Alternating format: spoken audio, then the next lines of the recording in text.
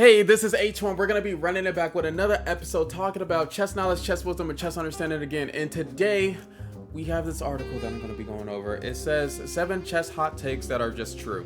And I worry that most of these are just not going to be true. I don't know. We're going to see their explanation, and I'm going to share my opinion on why this person's hot takes might be trash. Anyway, let's get started. The first one, stalemate being a draw is awesome. If there's one thing I cannot understand, it's why on earth would anyone have a problem with stalemate being a draw? Facts. First thing that he said, facts. I think we can just end it with the first line, but let's go into this explanation right quick. Honestly, it's one of the best rules in chess. Yes, I understand that it makes no sense and it's confusing for beginners, but without stalemate, moments like this would never be possible. Okay, and it has a video right here.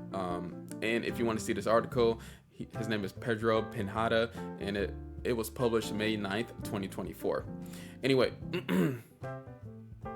it says here, stalemates make chess more dynamic. It gives the losing side something to play for and keeps the winning side on their toes. Would you really be as excited to watch events like the Speed Chess Championship and the Bullet Chess Championship if you knew there would be no stalemate swindles? I doubt it. We're gonna stick with that.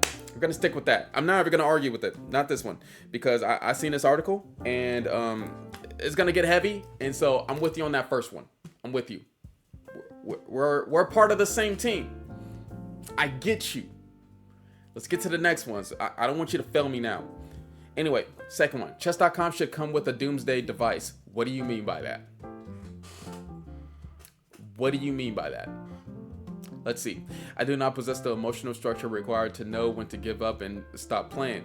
I simply cannot escape the just one win and I can stop trap. I've lost sleep, run late, and seen my rating tank countless times, and I'll just keep doing this for as long as I play chess. We live in an age of artificial intelligence, and we've seen how wonderful it could be. Can chess.com please use it to pull the plug on my account when they detect I'm entering yet another tilt-inducing losing streak? Preferably keep me from playing games for a few days as well. You know, that would actually be interesting if they put that as a function in chess.com, because there's been some moments where I lost 10 games straight and I wish somebody could have just pulled the plug after the 5th game. So I would actually say this to chess.com too. Put in a setting where after losing 5 games, pull the plug for 24 hours for me without me asking, and then I'll go outside and touch grass. I wouldn't be mad at that. Just let me do the setting, of course. Don't just implement that for me, for my own good. You know, let me decide if I want to do that. And yeah, I'll be happy. Now this, that'd be crazy. It's like, no, playing online chess for the next 24 hours is deactivated. But you can still do puzzles. You can do everything else on the platform but play chess. And yes, you have to wait the 24 hours because you put in your settings that if you lost 5 games in a row, you have to wait. It's like every chess streamer nightmare. Anyway, next thing. Online chess is better than over the board. Heck no. I already knew we was going to get a bad take. I already knew this was going to happen. When I'm talking to all you degenerates out there, whoever says this, you might have to commit violence. I'm kidding, but obviously somebody doesn't know what they're talking about. He's already mocking me, so that's why I have to say my piece before I read this next comment. I can already hear the cries of the boomers, but it's time someone admits that playing chess over the board is less than optimal. Playing online is simply easier, faster, and more fun than using real pieces. It's also much easier to carry around a phone than a chess set, and we know you're not playing over the board chess when you're in the toilet. Now, if you're thinking about writing an angry comment proving how stupid I am, please consider sending me a handwritten letter. After all, old school is so much better, isn't it? I just think he's trolling with that comment because, like, any person who doesn't have social skills would write such a comment. It's like, okay, bro, be a basement dweller, sit in your house and play chess. Do what you want to do. But I actually want to communicate with people, go to chess tournaments, play over the board, and actually make real friends instead of Facebook friends and have a good time. And that would be my rebuttal to all that slander that you just gave us in this article against all of us people that like over the board chess better than online chess.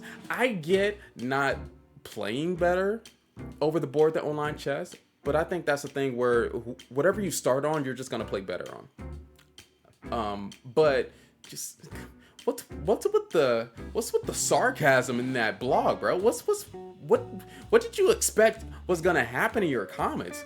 You wanted people like me to talk about this. It's like, dang, bro. I get it, but you need to chill. Anyway, people who play bullet chess are not okay. I like bullet chess, but I'm probably going to agree 100% of what he's going to say. If you have a friend who plays bullet chess, they need help. I'm not a huge fan of sitting down for hours to play a single chess game either, but I also think it's reasonable that you should invest more time into a chess game than you do in making a couple noodles. Otherwise, your games will be as tasteless and unfulfilling as your cup-contained meal. Does that mean I don't enjoy watching players like GM Hikaru Nakamura and Daniel Naroditsky play bullet? Not at all. They can create true works of art with mind-boggling speed. But let's face it, when regular players try to play a bullet chess, their art looks more like senseless doodles. Please don't look at my bullet games, by the way. I can agree with that. I can't fight with that. That's perfect. D4 is better than E4. Yes! Finally, we need a train of people who thinks like this. I'm sorry for all you E4 people, but you're gonna get a whole lot of slander with the next parts I'm about to be reading. Yes, I said it. It's time for you to admit that D4 is way better than E4. I know you want to look cool and impress people with your daring and adventurous life choices, but you're only just kidding yourself, The is crazy at the end of that. He literally said that. That wasn't just me putting a at the end of that sentence. He wrote Regular players have no business playing E4. There's just too much theory, and that's not healthy. You have to know sharp lines in Italian, Roy Lopez, French, and don't even get me started on the Sicilian. Just play D4 and chill. You'll thank me later. Dude, I've been saying this all the time. Like, most beginners just need to switch to D4 and then they'll play better chess. Now, this next thing that I'm just not reading, let's not start this. We can't do this. The London is the best chess opening. Looks, even though I agree with playing D4, and D4 is my setup opening, that's what I enjoy doing, I will never agree with this. The London is the best chess opening is a wild statement. What is wrong with people that think like this? Let's see his explanation. While we're on the subject, let's pop another hard pill to swallow, shall we? If you're switching up to D4, you might as well go all in and play the London. I've already proved that the London is the best chess opening. As you can see, I was not canceled, though some people did remove their Instagram pictures with me. If we was friends and we had a picture together,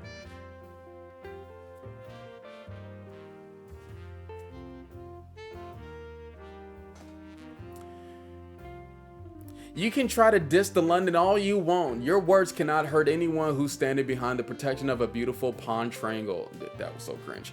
All right. Okay, what did he post here? Chess.com said the London system has a 100% win rate in world championship history. It probably does. Anyway, last one. You should never resign. Oh man. This is going to get controversial. I might be in the middle, but we'll see. I know that GM Ben Feingold says you should never resign. After all, you might salvage half a point here and there. But at what cost, I ask you? I appreciate people's fighting spirit, but not when they're 12 points behind in material, have no counterplay, and their opponent still has 2 minutes on the clock. Not resigning is especially sinful when it happens on a daily game. Making your opponent ladder mate you while you play one move every 3 days is just plain evil. First of all, who's playing correspondence games nowadays? Secondly, I feel like players should still, even if you're 12 points behind, no counterplay, and their opponent still has 2 minutes on the clock, I think they should still play those positions. Because you know what they're going to learn? They're going to learn, first of all, don't get 2 minutes behind if you're in a losing position. Play faster if you know you're losing. Secondly, maybe save some of your counterplay, keep pieces in the position if you want to win losing positions, if you want to like have a chance of winning losing positions. And thirdly, don't give away all your material like that. Those are 3 good lessons. You don't deserve to resign a game if you're not a titled player. If you're not a grandmaster, you don't deserve not to resign because you don't understand what it means to have counterplay still in a position. You don't understand what it means. You don't understand, especially as a beginner, because you don't understand how your level isn't really accurate when it comes to finishing off a game. So, nah, y'all can't resign ever. It's not the best idea. And psychologically, I know you're getting more angry the more pieces that your opponent is taking, but you still have to make somewhat decent moves and force your opponent to do better moves to try to checkmate you. It's gonna help in the long run, even though you think that is pointless. Anyway, this was a good article, I thought. You'll both have more fun if you accept your fate and hit that new game button. Nope. Does he have any last things that he wants to talk about? What was the comments after this? He said all wrong except first 2. What? All wrong except first 2? Wait a minute. What was the first 2? Somebody is a draw, awesome, and online chess. Oh, whoa. People actually agree with that online chess take? Nah, bro. Bro, what is going on? Oh man, we got this person, top comment, somebody arguing that E4 is the better opening than D4. He said E4 is more flexible than D4. Wrong. If you don't remember theory, you can improvise with some passive development moves. Wrong. This guy already sounds like he's under 1,000 elo. I don't care much if the opponent suddenly does move that are not known to me. I'm about 1100. It's close enough. Yeah, he sounds like an 1100. I just try to find a possible suspicious attack or trap and defend against it, or develop normally. This is just an opinion, so you can argue, but I'd stick to E4. Like, see, you got to get up there. Dude, that's a player. You see what E4 is doing to young minds?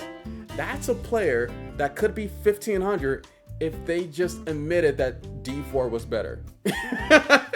If they just started playing D4, he wouldn't be 1100 anymore. Because this is the thing. There's a lot of E4 players that are really good, and they just lose in stupid opening battles. But if you play D4, all of that goes out the window, and then you gain like 300 rating points because you're actually playing real chess. You're not like battling people in their opening. Anyway, that was all that I have for today. Keep on fighting to the end, staying focused in chess and in real life too. Peace.